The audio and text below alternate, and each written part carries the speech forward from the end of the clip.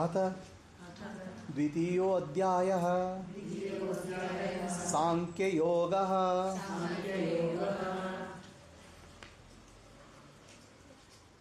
ಕಾರ್ಪಣ್ಯದೋಷೋ ಅಪಹತ ಸ್ವಭಾವಃ ಪೃಚ್ಛಾಮಿ ತ್ವಾಂ ಧರ್ಮ ಸಮ್ಮೂಢಚೇತಸಾ ಯಚ್ಛ್ರೇಯಂ ಸಾ ನಿಶ್ಚಿತಂ ಬ್ರೂಹಿ ತನ್ಮೇ ಶಿಷ್ಯಸ್ತೇಹಂ ಶಾದಿಮಾಂ ಪ್ರಪನ್ನಾ.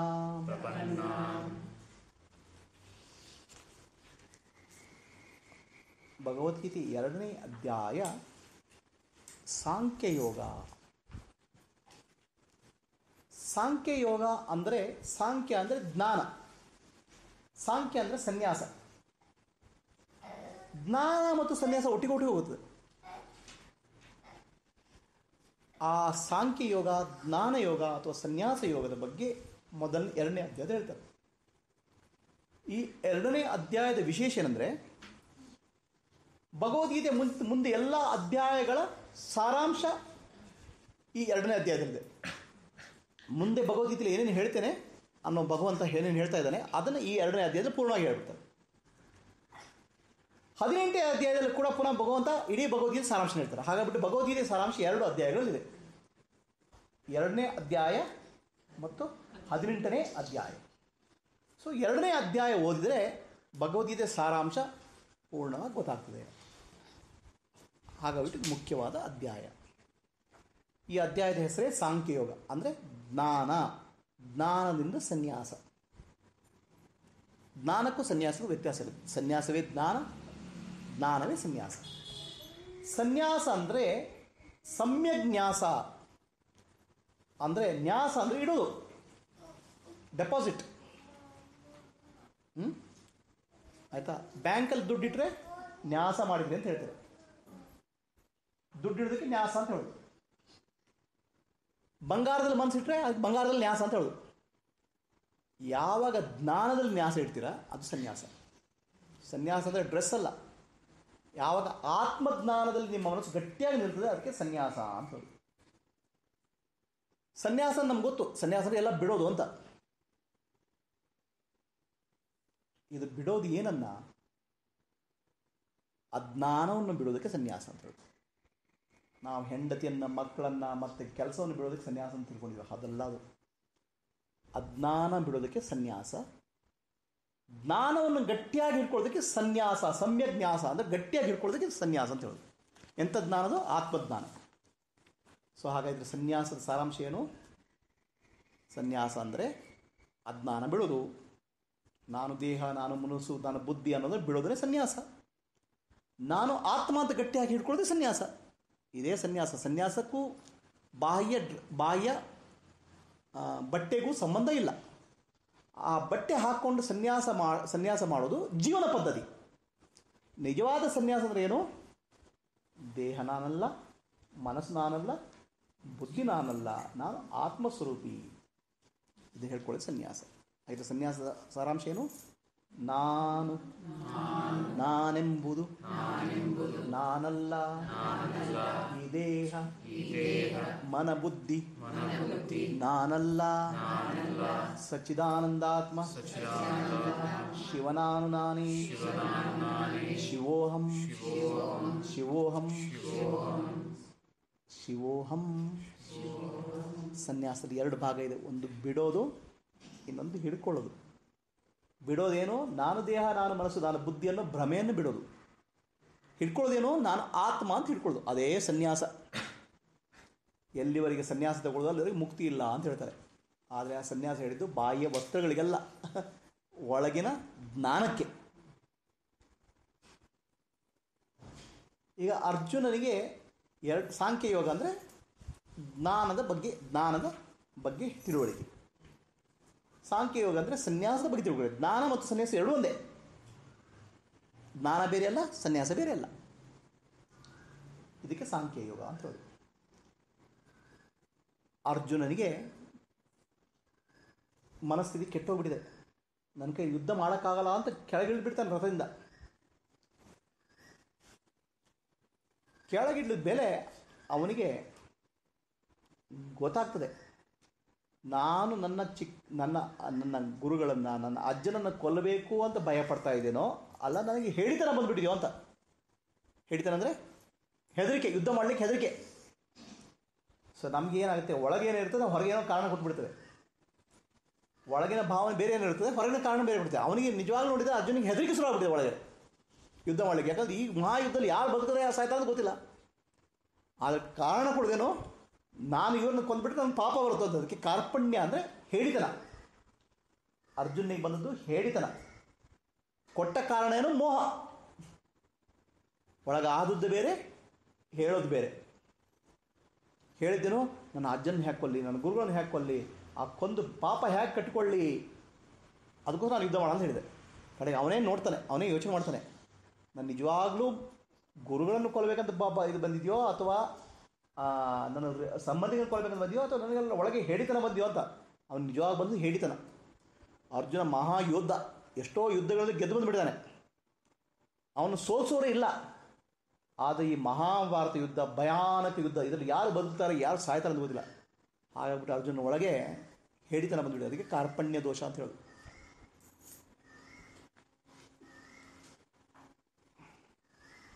ಕಾರ್ಪಣ್ಯ ದೋಷದಿಂದ ನನ್ನ ಮನಸ್ಸು ಭ್ರಮೆಗೊಳಗಾಗಿದೆ.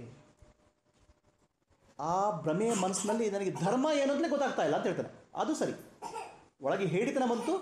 ಆ ಹೇಳಿತನದಲ್ಲಿ ಯಾವುದು ಧರ್ಮ ಯಾವುದು ಅಧರ್ಮ ಅನ್ನೋದು ಗೊತ್ತಾಗ್ತಾ ಇಲ್ಲ. ಧರ್ಮ ಅಂದ್ರೆ ಏನ್ರಿ? ಅದು ಧರ್ಮ ಅಂದ್ರೆ ಏನು? ಧರ್ಮದ ನಿಜವಾದ ಅರ್ಥ ಏನು?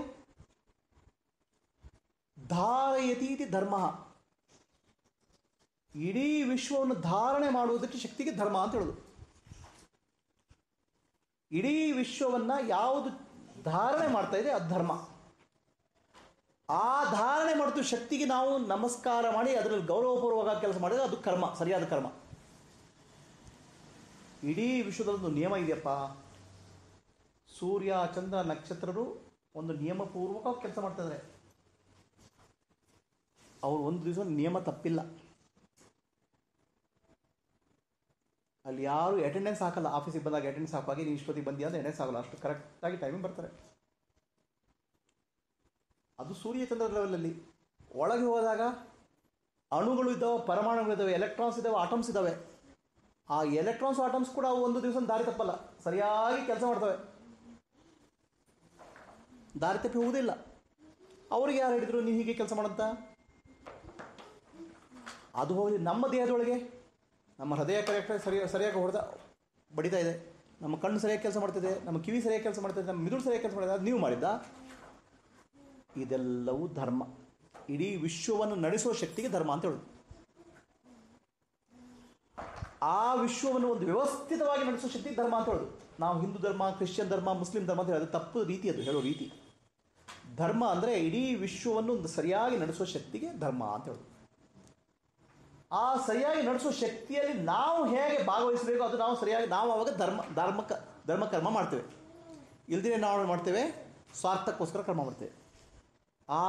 ಆ ವ್ಯವಸ್ಥೆಯಲ್ಲಿ ನಾವು ಹೇಗೆ ಭಾಗವಹಿಸಬೇಕು, ನಾವು ಹೇಗೆ ಕೆಲಸ ಮಾಡಬೇಕು ಅನ್ನೋದು ತಿಳಿಯುವುದೇ ಧರ್ಮಜ್ಞಾನ. ಅರ್ಜುನ ಹೇಳ್ತಾನೆ, ನನಗೆ ಧರ್ಮ ಅಂದರೆ ಏನಂತ ಗೊತ್ತಾಗ್ತಾ ಇಲ್ಲ ಅಂತ.